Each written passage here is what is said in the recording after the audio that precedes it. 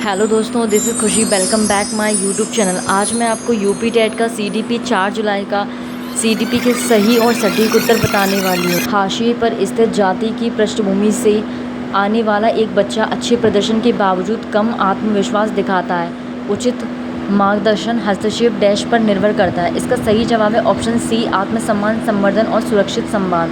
धार्मिक भेदभाव का सामना करने वाला बच्चा डैश का अनुभव कर सकता है। सही जवाब है भावात्मक तनाव।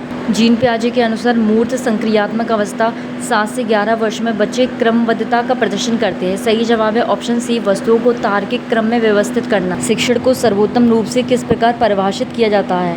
सही जवाब है ऑप्शन डी, अधिगम को सुगम बनाना। देन नेक्स्ट क्वेश्चन, जब बच्चे किसी काम को करने के तरीके की योजना बनाते हैं तो वे किसका इस्तेमाल कर रहे होते हैं? सही ऑप्शन है ए, अधिगम रणनीतियों का। एक शिक्षक जो शिक्षार्थियों को उत्तर खोजने की दिशा में मार्गदर्शन करने के लिए प्रश्न पूछने का उपयोग करता है, वह किस विधि का प्रयोग कर रहा है? सही जवाब है ऑप्शन ए, सुकराती शिक्षण विधि। संतुलित बाल विकास के लिए ध्यान देने की आवश्यकता है। सही ऑप्शन है बी, शारीरिक, मानसिक, भावात्मक और रचनात्मक पहलुओं पर। क्वेश्चन नंबर 8, मानव विकास के किस क्षेत्र से संज्ञान सबसे अधिक निकटता से संबंधित है? सही जवाब है ऑप्शन ए, ज्ञान प्राप्त करने में शामिल मानसिक प्रक्रियाएं। माता पिता की भागीदारी समावेशन को मजबूत करती है क्योंकि यह। सही जवाब है ऑप्शन ए, सीखने में निरंतरता को सुदृढ़ करती है। गेस्टाल्ट मनोविज्ञान का कौन सा मूलभूत सिद्धांत यह सुझाव देता है कि शिक्षार्थी सूचना को केवल पृथक भागों के बजाय एक संपूर्ण संरचना के रूप में ग्रहण करते हैं? सही जवाब है ऑप्शन डी, संपूर्ण।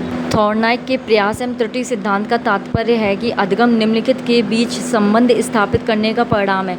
सही जवाब है ऑप्शन सी, उद्दीपक और अनुक्रियाएं। थॉर्नाइक का अभ्यास का नियम यह बताता है कि। सही जवाब है ऑप्शन ए, अभ्यास संबंधों को मजबूत बनाता है। पियाजे के संज्ञानात्मक विकास के सिद्धांत के अनुसार 7 से 11 वर्ष की आयु के बच्चे आमतौर पर किस अवस्था में होते हैं? सही जवाब है ऑप्शन बी, मूर्त संक्रियात्मक अवस्था। सांस्कृतिक समावेशन के लिए शिक्षकों को क्या करना चाहिए? सही जवाब है ऑप्शन बी, विभिन्न सांस्कृतिक उदाहरणों को एकीकृत करना चाहिए। बाल विकास का कौन सा क्षेत्र शारीरिक गतिविधियों के लिए बच्चे की बड़ी मांसपेशी के उपयोग की क्षमता पर केंद्रित है? सही जवाब है ऑप्शन सी, स्थूलगामक कौशल विकास। इसी में ही मांसपेशियों के उपयोग की क्षमता पर केंद्रित है।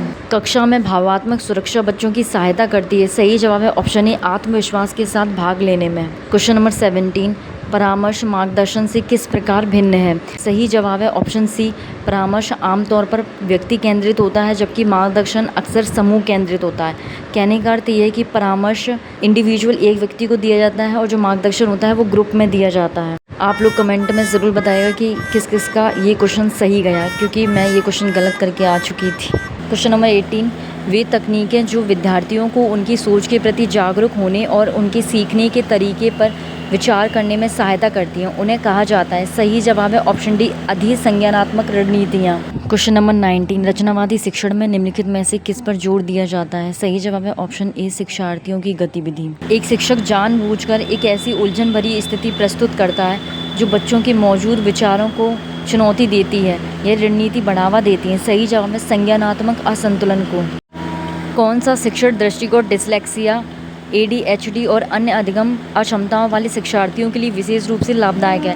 क्योंकि यह विभिन्न प्रकार के संवेदी अनुभवों का उपयोग करता है। सही जवाब है बहुसंवेदी अधिगम, ऑप्शन डी।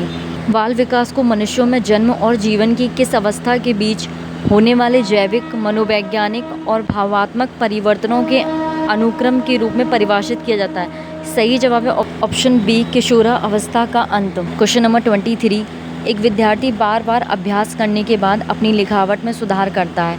यह थॉर्नाइक के किस नियम को दर्शाता है? सही जवाब है ऑप्शन बी, अभ्यास का नियम। थॉर्नाइक के सीखने के प्राथमिक नियमों में से कौन सा नियम यह सुझाव देता है कि जब किसी स्थिति की पुनरावृत्ति होती है तो वह अनुक्रिया जिसके बाद कोई संतोषजनक स्थिति उत्पन्न होती है उसके दोबारा होने की संभावना अधिक होती है? सही जवाब है ऑप्शन ए, प्रभाव का नियम।